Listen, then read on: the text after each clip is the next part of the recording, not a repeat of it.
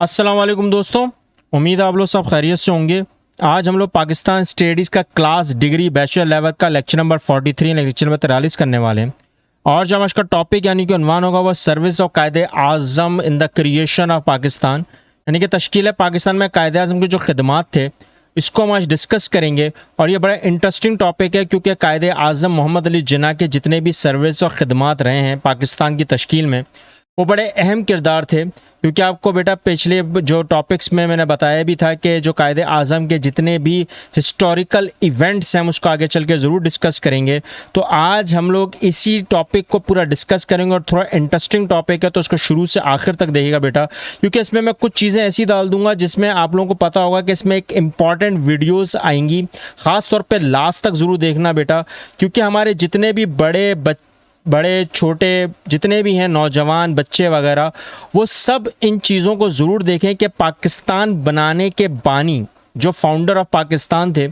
उन्होंने जो यहाँ पे अपनी खिदमात अंजाम दी हैं वो क्या थी और कैसी थी और किस तरह से उन्होंने अपने आप को यहाँ पे मनवाया, लोहा मनवाया, उसको हम आज डिस्कस करेंगे इस टॉपिक को। लेकिन मेरी आपसे गुजारिश है कि बेटा आप इसको ज़रूर एंड तक देखिएगा, आपको थोड़ा इंटरेस्टिंग भी लगेगा ताकि आपको पता चल सके कि बानी पाकिस्तान जहां हम लोग अभी रह रहे हैं उनकी हमारे लिए क्या अब अहमियत है, वो आपको एंड में एक वीडियो से मैं आपको पूरा डिस्कशन करूँगा। तो प्लीज़ इसको ज़रूर देखिएगा। तो आज इस टॉपिक को हम आगाज़ करते हैं, ठीक है।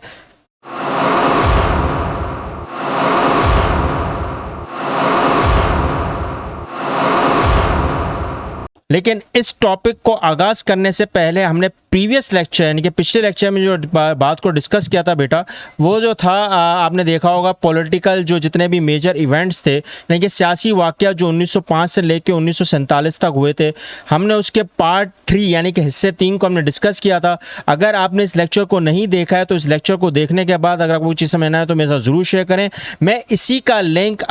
आखिर में इसी करंट लेक्चर के रख दूंगा, ठीक है बेटा। आज के टॉपिक के आगाज़ से अगर आपको नोट करोगे बेटा, जब आपके पास सवाल आता है कि आप कायदे आज़म की खिदमात को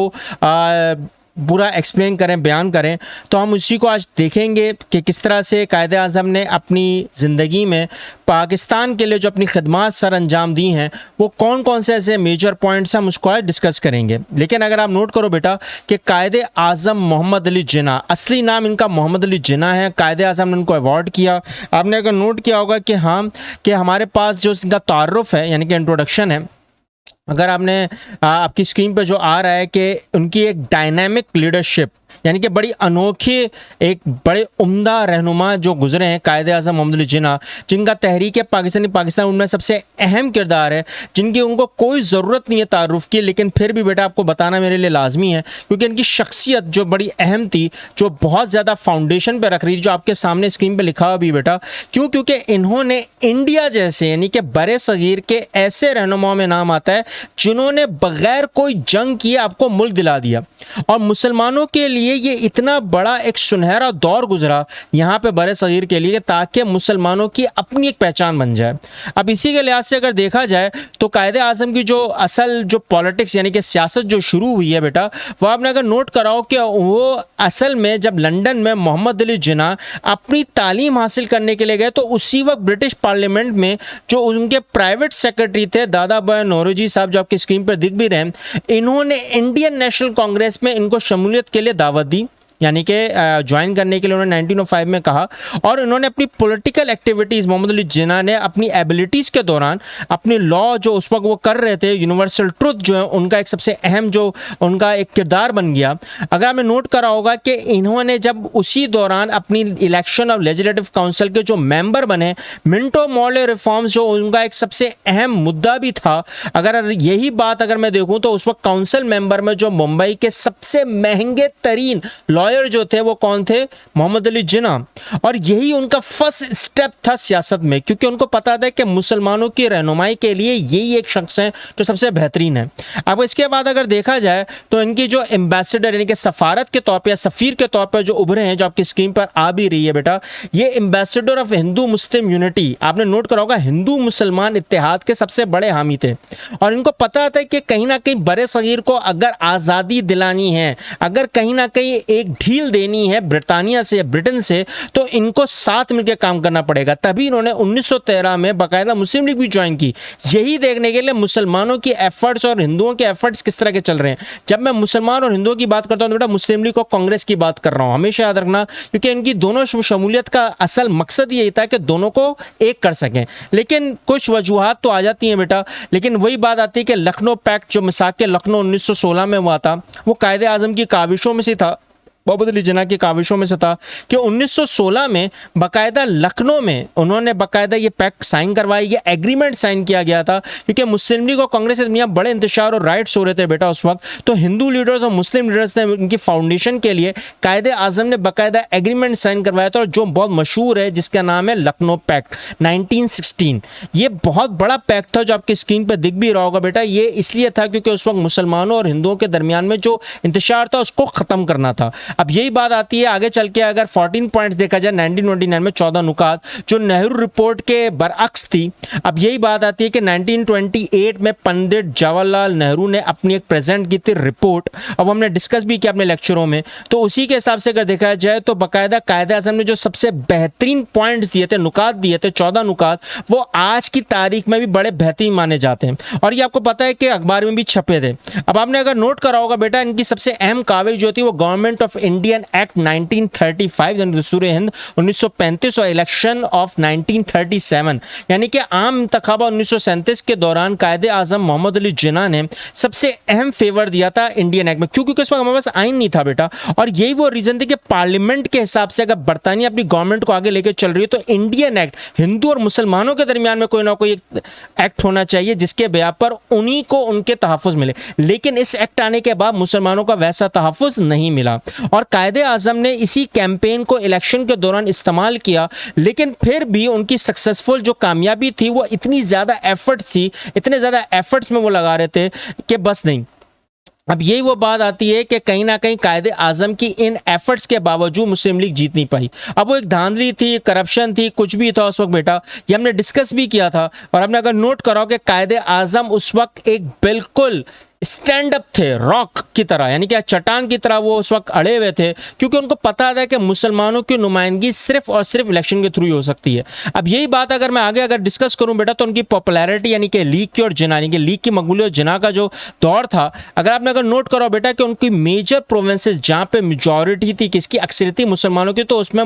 कायदे से मोहम्मद जिन्ना ने अपनी पहचान बना ली थी, अपना लोहा मनवा लिया था, क्योंकि उनको पता था कि मुसलमानों की नुमाइंदगी कांग्रेस इतनी आराम से नहीं कर पाएगी। और यही वो रीजन था कि मुस्लिम उस वक्त इफेक्टिव भी हो गए, इन्फ्लुएंशियल भी हो गई। इसी तरह पंजाब, बंगाल, सिंध में जिना को सबसे ज्यादा अहमियत की हामिल से नजर से देखा जा रहा था, और मुस्लिम लीग को डिसाइड करना पड़ रहा था, यह फैसला लिया कि अब कायदे आजम मोहम्मद अली जिन्ना ही इसको लीड करेंगे। अब यही बात आती है कि सबसे अहम नुकात में कि पाकिस्तान रेजोल्यूशन के कायदे पाकिस्तान, ये वो तहरीक पाकिस्तान का मेजर मूवमेंट था बेटा, कि जहां पे कायदे मोहम्मद अली जिन्ना ने ये ऐलान कर दिया था कि पाकिस्तान बन के रहेगा। 23 मार्च 1940 23 मार्च 1940 को बाकायदा मुस्लिम लीग का ये एनुअल सेशन हुआ था बेटा, हिस्टोरिकल सेशन था, जिसमें मिस्टर जिन्ना ने मिंटू पार्क में, इकबाल पार्क जो आज कहलाता है लाहौर का, उसमें ये ऐलान कर दिया था कि अब पाकिस्तान की जद्दागाना रियासत मिलकर रहेगी। अब वो बन के क्यों रहेगी, मिलकर क्यों रहेगी, क्योंकि हमें पता था बेटा कि कहीं ना कहीं अब कांग्रेस हमारा साथ नहीं देगी। और यही वो रीजन था कि जब उन्होंने पहली दफा एक सेपरेट होमलैंड का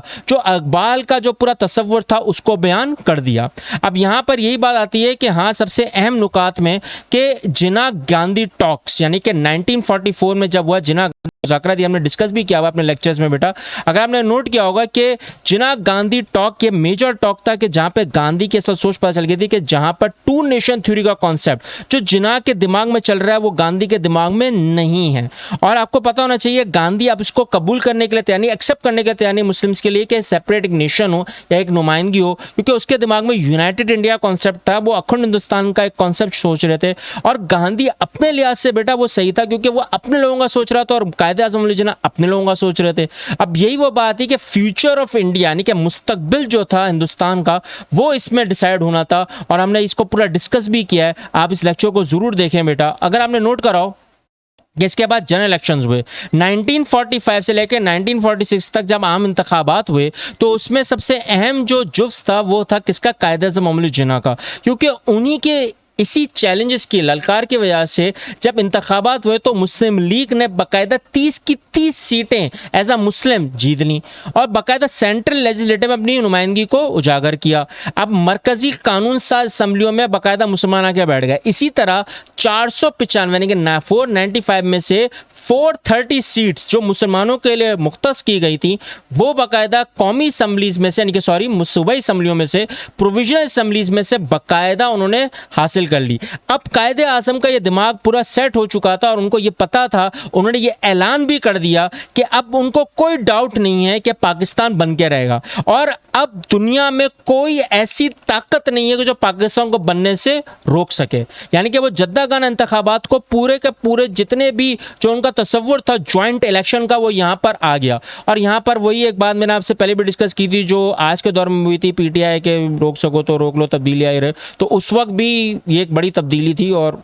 हमने डिस्कस भी किया था, आपको पता होना चाहिए। इसके बाद सबसे अहम जो मुद्दा था फॉर्मेशन ऑफ पाकिस्तान, तश्कील पाकिस्तान। अगर आपने नोट करा बेटा, तश्कील पाकिस्तान 14 अगस्त 1947 में और फर्स्ट गवर्नर जनरल जो पाकिस्तान के बने थे वो कौन बने थे? कायदे आज़म मोहम्मद अली जिन्ना। क्यों? क्योंकि उनको पता था कि कहीं ना कहीं अंग्रेज अपने आप को बिठाएंगे। लॉर्ड माउंटबेटन का भी एक तस्वुर आ रहा था, वो हमने अपने पिछले लेक्चरों में डिस्कस भी किया है, लेकिन आज के लेक्चर में मैं आपको सिर्फ ये डिस्कशन में लेकर आ रहा हूँ कि कायदे आज़म की खिदमत कितनी तेज थी, उनकी फार साइडनेस कहाँ तक थी। अब यही बात आती है कि सबसे अहम मुद्दा जो आता है प्रॉब्लम्स ऑफ पाकिस्तान और जिना, यानी कि मसाइल है पाकिस्तान और जिना, क्योंकि पाकिस्तान बनने के बाद बेटा बहुत बड़े बड़े मसाइल आए और उसमें सबसे बड़ा मसला था रेफ्यूजीज का मसला, जो आपकी स्क्रीन पे दिख भी रहा है। आपने अगर नोट करा हो कि आपकी किताबों में बताया जाता है कि 60 मिलियन पीपल आ रहे थे, अब एक हिजरत करके आ रहे हैं लोग इंडिया से पाकिस्तान, और उस वक्त कायदे आज़म के लिए ये बड़ी मुश्किलात का सामना था, लेकिन उन्होंने फिर भी इसको बड़े आराम से और तसव्वुर के साथ और बड़े रोशनास तरीके से इसको हल किया। अब ये बात है कि ईस्ट पंजाब में उस वक्त सबसे अहम किरदार आया वो किसका आया? कायदे आज़म मोहम्मद जिन्ना का आया।